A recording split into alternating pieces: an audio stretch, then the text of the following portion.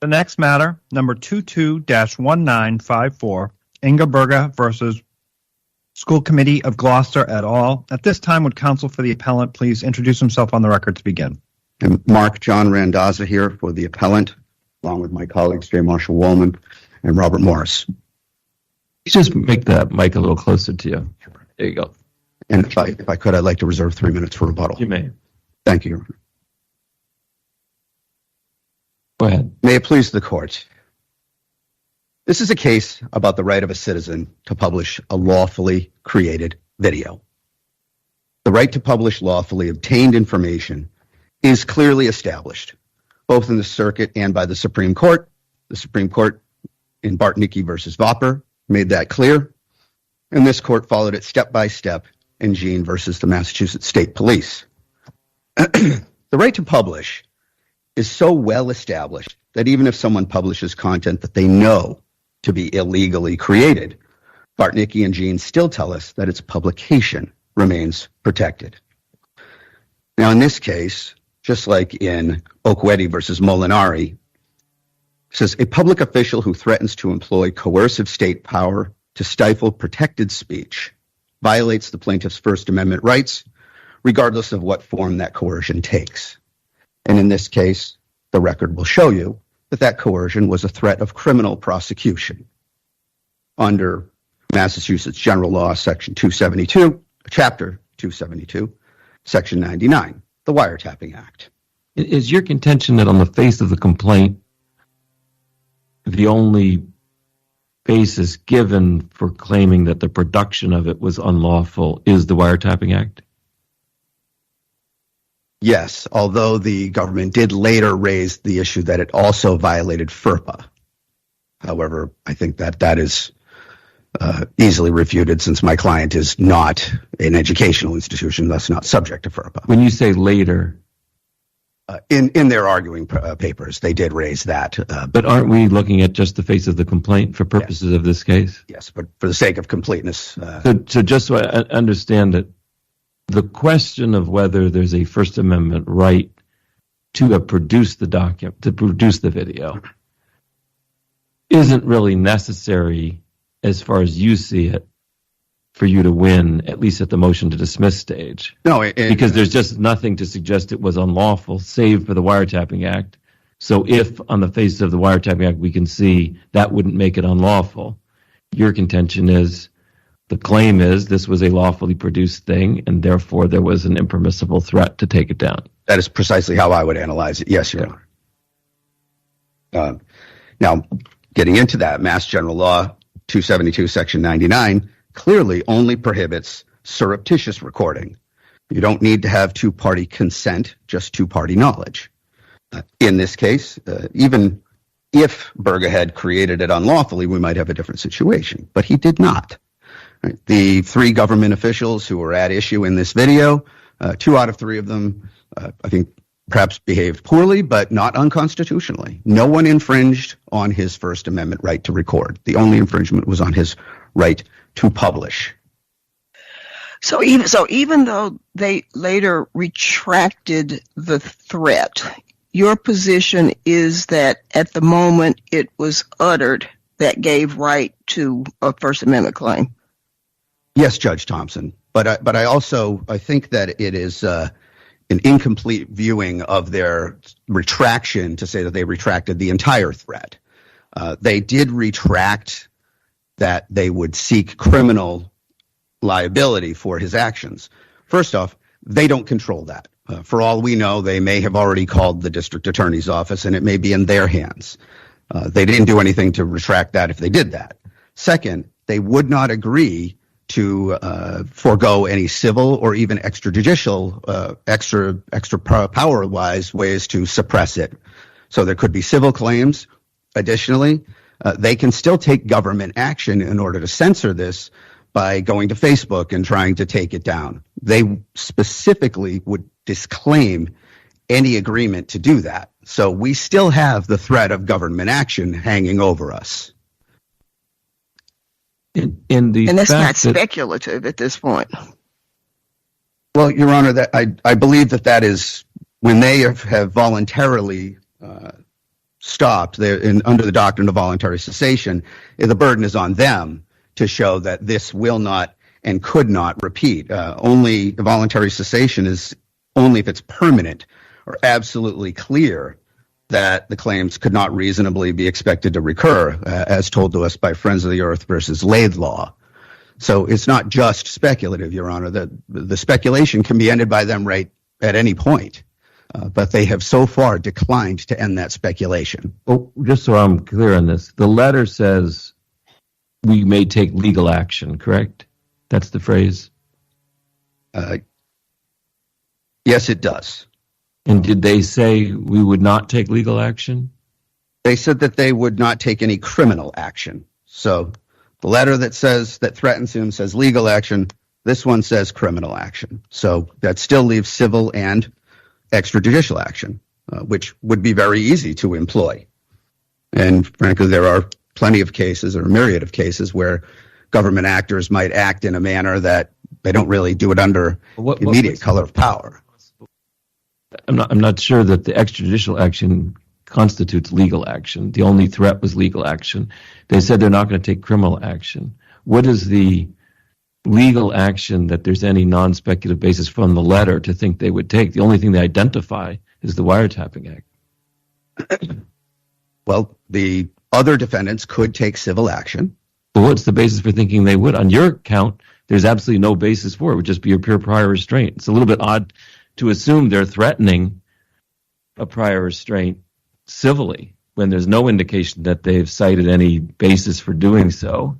I find the whole situation to its genesis to be odd. I mean, it's very clear that it's not criminal either. So will they take some action? I don't know. They have, when we asked them to agree that they would not, they flatly refused. That to me says they are reserving the right to do so, and when this case is over, perhaps they will. Just so I understand, are we on? What is it that we're reviewing? A dismissal of the complaint, a denial of an injunction? Oh, well, we have appealed both decisions, Your Honor. So we have, and there's a damages component to this. Yes, Your Honor. So mootness of the injunctive relief aside, you still say the damages claim is live? We do, Your Honor. Okay, and with respect to the damages portion of the claim, what are the damages given that you didn't take it down? Well, even a momentary, they're at least nominal damages, Your Honor. They are not great damages. We are not seeking multiple figure damages, but and nominal damages can be enough for injury in fact in this context? Yes, Your Honor. And do you have authority for that? I do not. I'm not prepared with that, Your Honor. Okay. You might want to be able to provide us with that in a 28J letter. Thank you, Your Honor.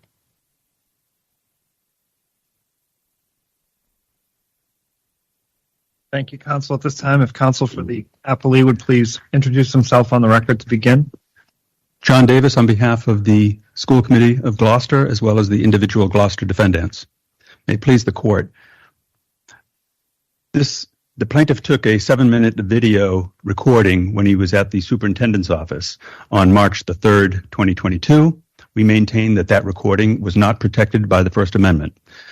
The plaintiff then posted that video recording on his Facebook page. What's the basis for thinking it was unlawful from the face of the complaint? We're not saying that it was unlawful, Your Honor. We're saying it was not protected by the First Amendment. Well, who cares whether it's protected by the First Amendment? Because the only claim advanced by the plaintiff in this case is that he's seeking recovery under Section 1983 for the defendants depriving him of his First Amendment rights. The First Amendment right is the publication right, not the production right. He argues both. Yeah. The court below said he had withdrawn the right to record. So that's what. So the publication right stands. He doesn't need to show it was a First Amendment protected production right, even if I have no First Amendment right to produce it. No, if it's not unlawful to produce it, then the question is, do you have any governmental right to threaten him with legal action for publishing something? In general, the answer is no. Well, I think the plaintiff raised the letter because they maintain that goes to the adverse action. The second part of what you have to show in order to recover for a retaliation claim. Take a simple case. You concede he had a lawful right, not because the First Amendment protects it, but a lawful right to record. I'm not arguing. I said take a simple case in which you did concede that. Could you then threaten criminal prosecution for the publication? No, Your Honor. I'm not No. arguing. So on the face of the complaint, is there anything to suggest it was unlawful to record? On the face of the complaint, there is nothing to suggest it was unlawful to record, Your Honor. But the face of the complaint says, notwithstanding that, there is a basis for thinking you threatened criminal action for publishing it. The plaintiff alleges that because So on the face of the complaint, it looks to me that we've got a basis for thinking that there was a lawfully produced document, a recording, that you threatened legal action to have taken down. That would be the First Amendment retaliation claim. What's wrong with that claim? the first part of the First Amendment retaliation claim is you have to show that the conduct itself was protected under the First Amendment. Before you even get into, No, you don't. You just have to show it was lawful to have produced it. I think the case law suggests, Your Honor, that his activity, his recording activity, has to be protected by the First Amendment. Why? Because the case that's part of retaliation. Suppose you had no policy at your school. You had a thing up that said you're allowed to record at our school. The First Amendment may not require you to allow that, but suppose you allowed it. You couldn't then threaten him with criminal prosecution for publishing that recording, could you? Well, that goes to the second part of the proof, Your Honor. I think that in order to recover for First Amendment retaliation, he's not accusing us of defamation or abuse of process or the violation of some state statute. He's accusing us of depriving him of his First Amendment rights. First Amendment right is the publication right. He says both.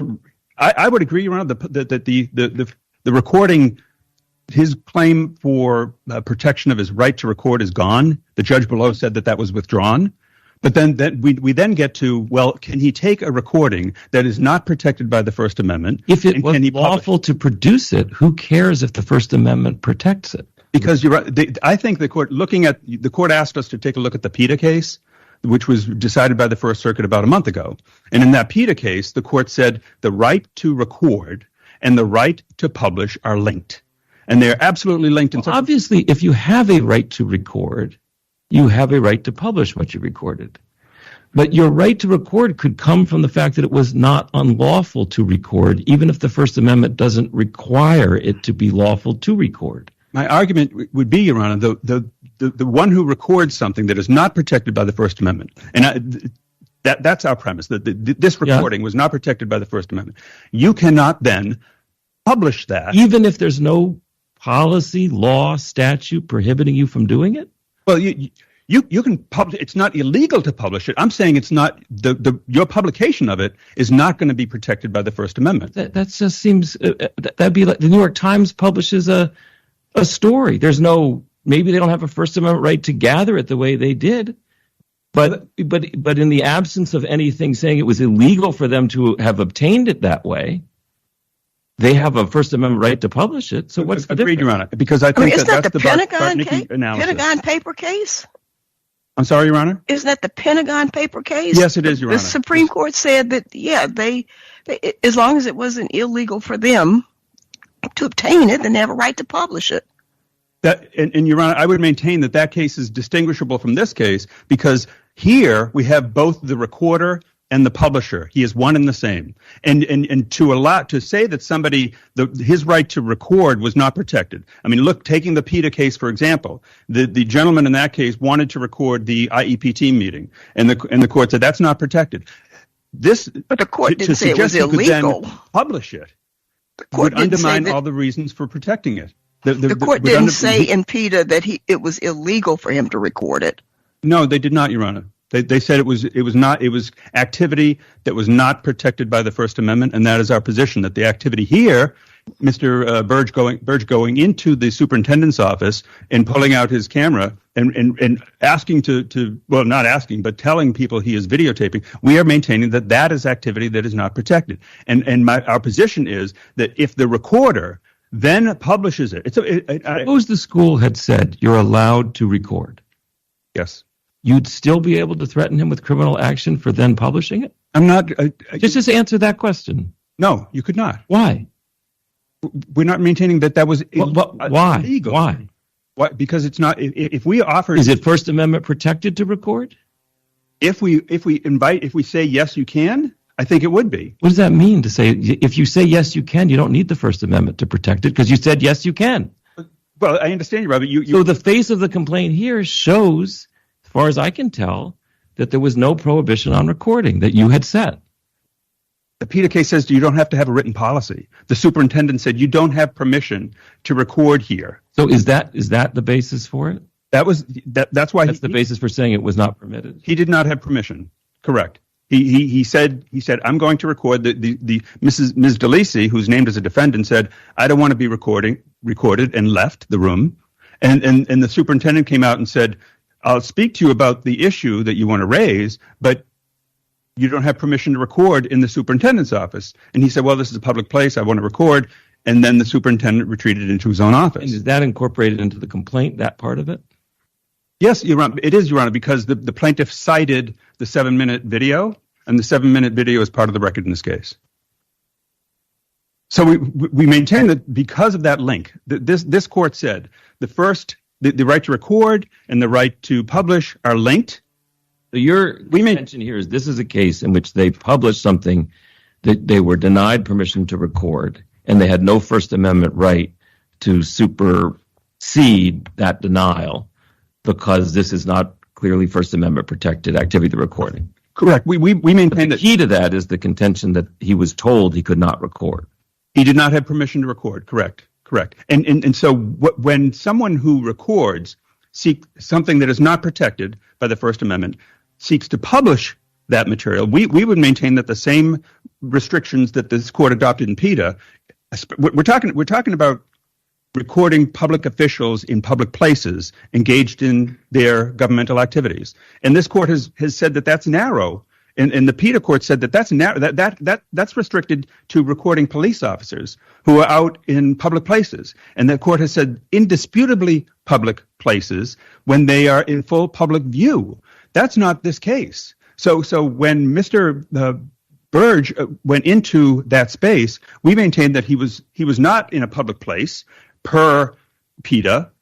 And like Glick in the Garrett case, the court said that those are police officers. The individuals in the superintendent's office are much more akin to the people that were Mr. PETA wanted to video, the school teachers and other school officials who would be attendant at the IEPT meeting.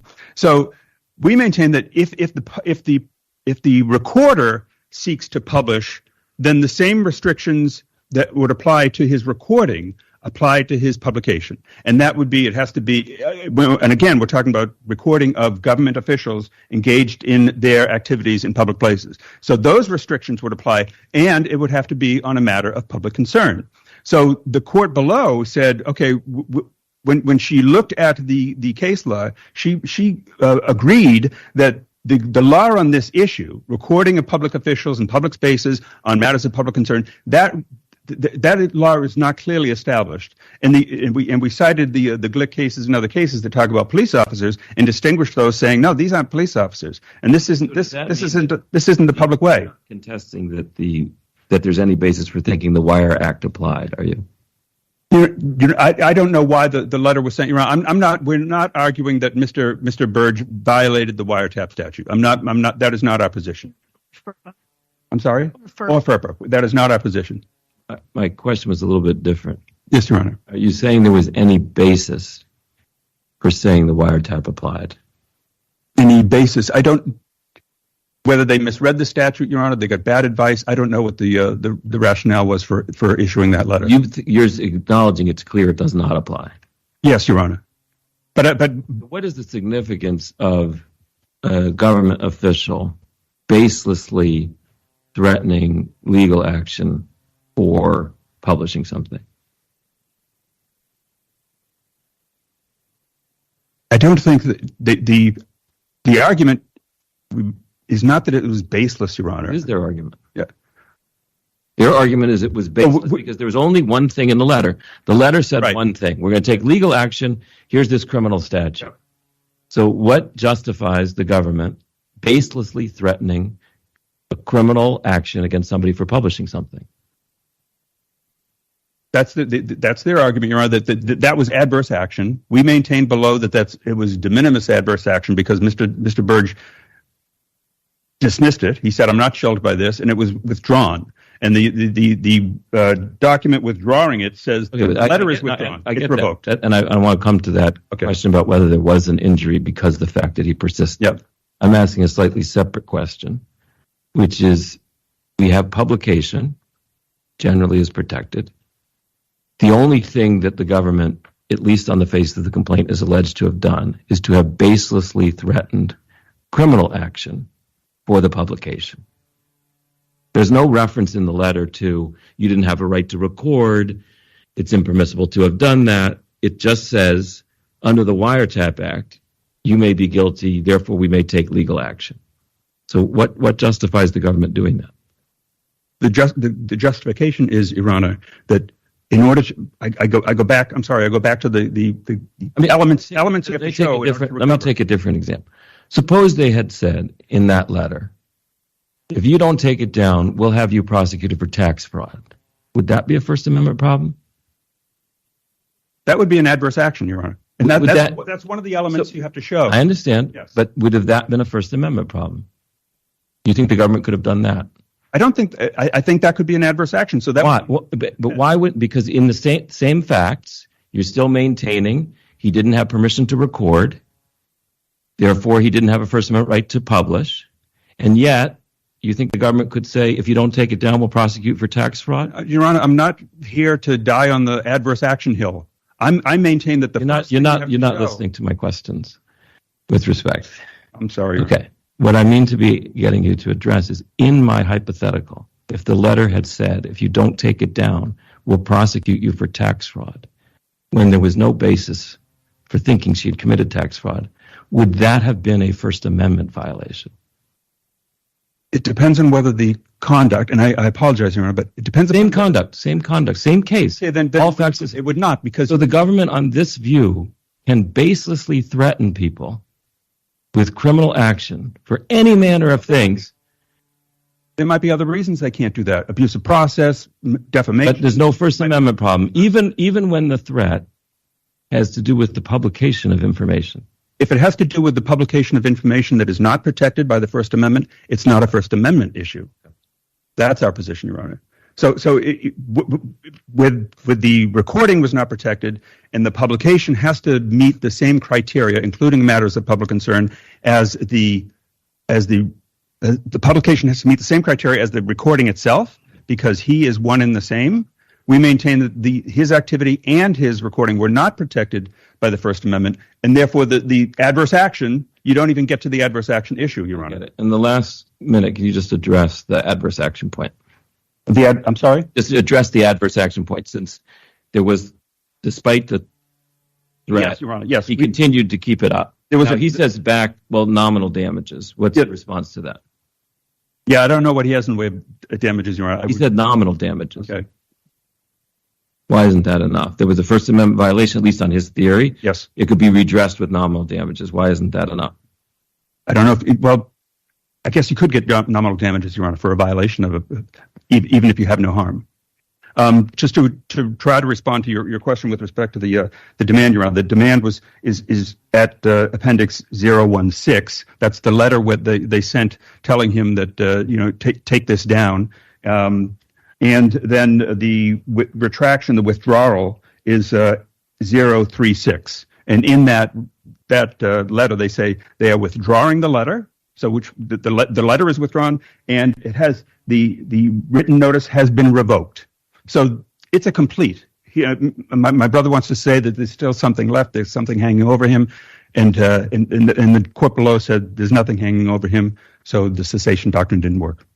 Thank you very much. Just to pin down, counsel said that you are reserving a right to pursue some type of civil action against his client.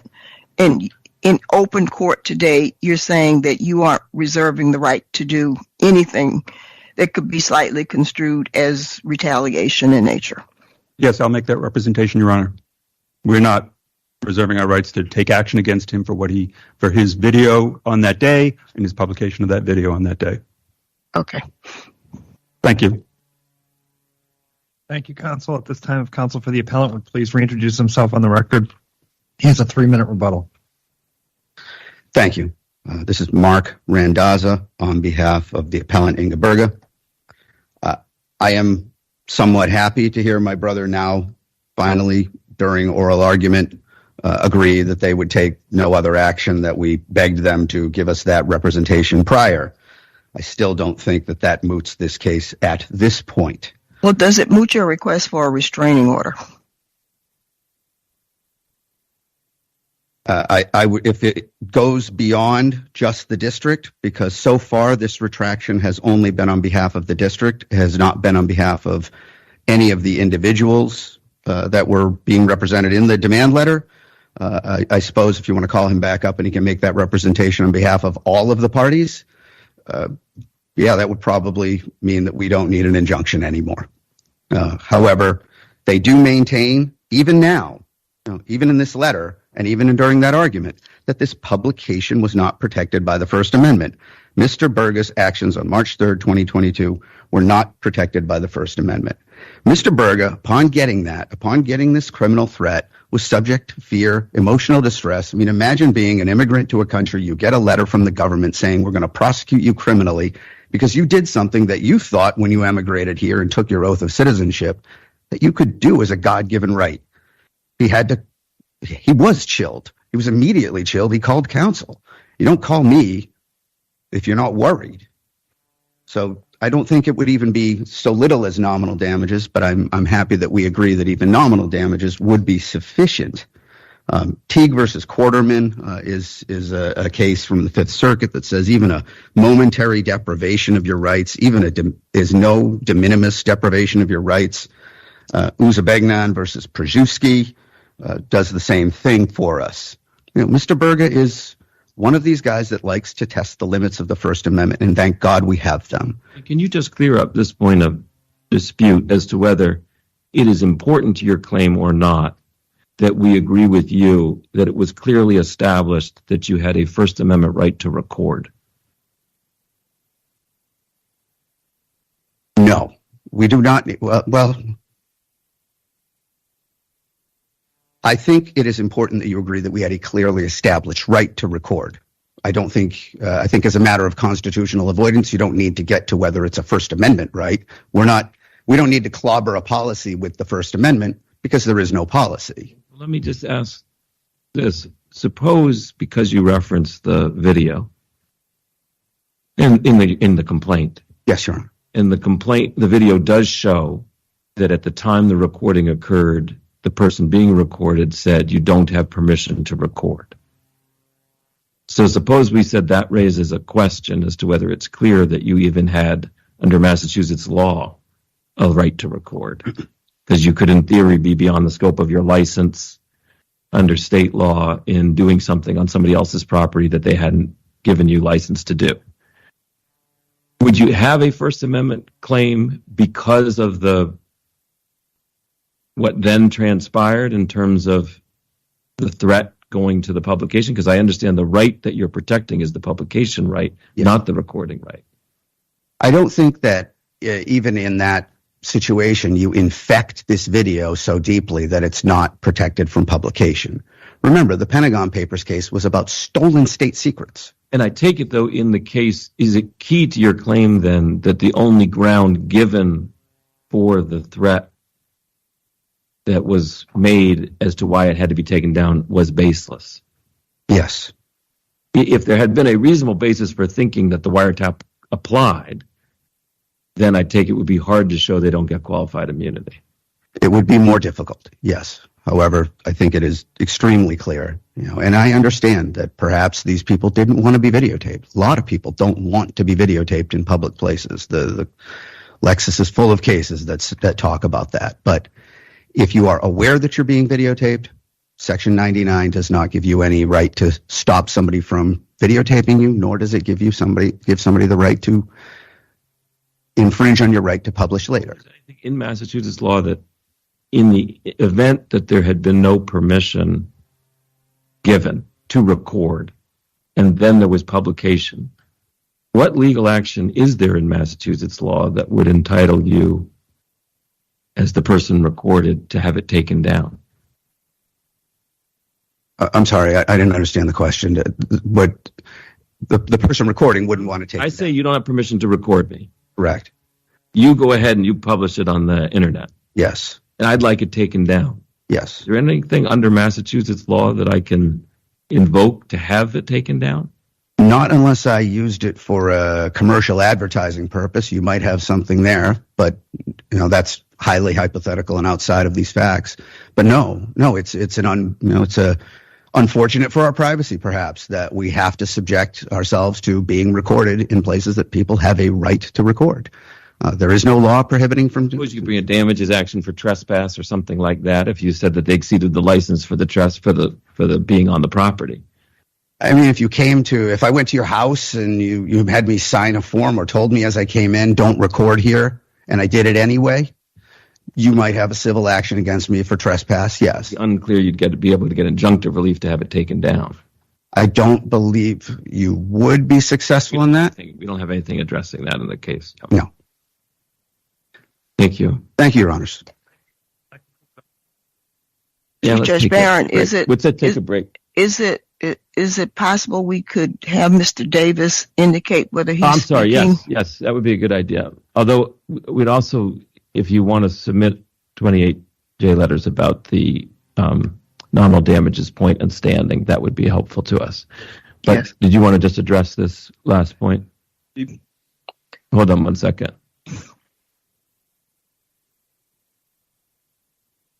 Okay. To be clear, my understanding is that a representation on behalf of the individual defendants, that they're not going to take any action against Mr. Berger because of his recording or publication. And I can make that representation. You're counsel for all of them. I'm counsel for all of the defendants. Okay, thank you. Thank you. Thank you, counsel. That concludes argument in this case. The court is going to take a brief recess. All rise.